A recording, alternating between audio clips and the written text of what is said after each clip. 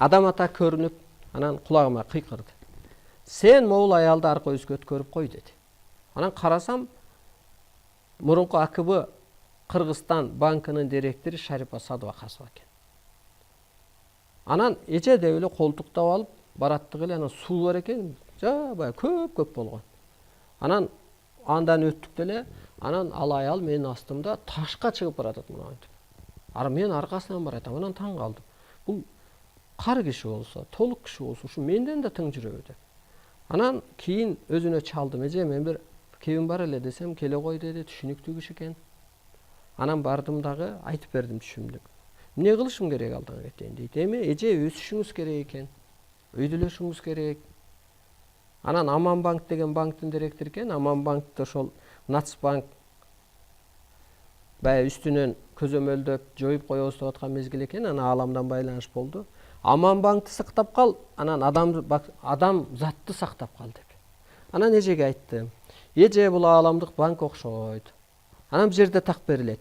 Дүйнө эли кыргыз журтунан налог төлөйт дейт. Ошого банк ачып кой деп мага берилген. Анан ушуну айттым. Мүмкүн ушул кызматы барбы эжеке деп. Ошол мен баргандан кийин кайра көрөм. Ошол Аман банкты сактап калабыз деп марафон болуп атыптыр.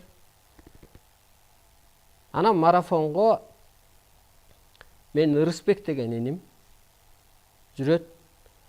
Мен жүрөм. Токтомуш деген да бир тааныш жүрөт. Анан Аман деген байке жүрөт. Анан ошо байкеге чалдым. Байке, ошол банкка кичине тыйын салып коюңузчу, ырымына. Сакталыш керек экен. Анан салды. Але бир-эки күндө эле баягы Ырысбек деген инимге элчи деле эмес эле келип калыптыр. Ме, тыйын салып келчи могу банкка деп аны салдырды. Ошентип баягы аман эсен ырыскылуу токтоп сакталып калды бүгүнкү күндө. Көрдүңүзбү? Ошентип мына Кытай карысын кечмек турсун, эртең салык төлөйт Кыргызга. Эмне себептери бар салык төккөнгө Кыргызга дегенде? Эмнеге Кыргыз түрмөдө отурбаш керек деп атам. Түрмө такыр жоюлуш керек Кыргыз жергесинде. Эмнеге дегенде, Кыргызды улуулукка өткөрүп ийсек, эми Кыргыз 4 миллиондур, башка улуттарды алып салганда. 70% Кыргыздын дейт, окутуучу болуп калат дейт. 4 миллион Кыргыз дагы дүйнө эли үчүн аз болот. Дүйнөнүн баары келип жерге улуулукта окуп отурбайт да. Ошо жерге барып окутат. Ошо жерге кеңешчи болот. Ошо жерге жол башчы болот. Анткени Кыргызда энергия бар. Буга азыркы бийликтер өткөрө алабы, урматтуу улуу журтум? Молдо Кожо өткөрө алабы? Жок, өткөрө албайт. Ошондуктан анан 2020-жылы азыркы башчынын сезону бүтөт деген ошол. Капа болсо капа болсун. Бирок бул ааламдык программа.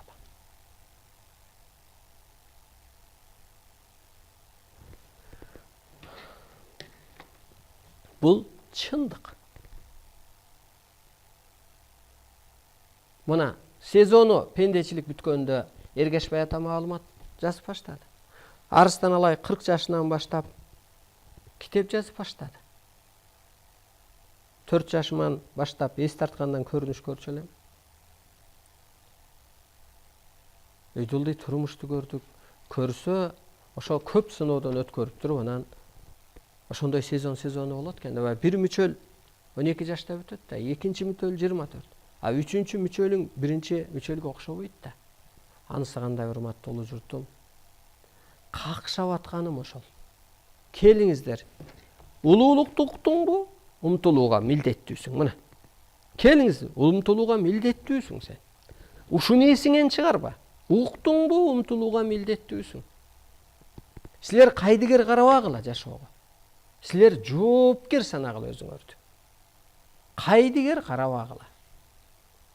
Мисалга, мына бүгүнкү ошо диндегилерди айтайын. Жөн эле кайдыгер жүрөт. Ойлонуп көрсөң, мына ааламдан сени жаратат экен. Сени бир кызматка жаратат да. Сени бир милдетке жаратат да. Балам азыр мен 2 саатка бир жака кетип калса, мен кызмат кылып аткан кезде, үйдө бир керек болуп аткан кезде. Же коноктосуп атамбы, же короодо бир иш кылып атсам деле, капа болом да, кайда жүрөт? Анысы кандай? Кудай деле бул дүйнөгө жаратты. Эмнеге жаратты? Кана эмне кылдың? Мына мендей бир иш кылчы. Мына куткарчы, де, талпын, тааныт.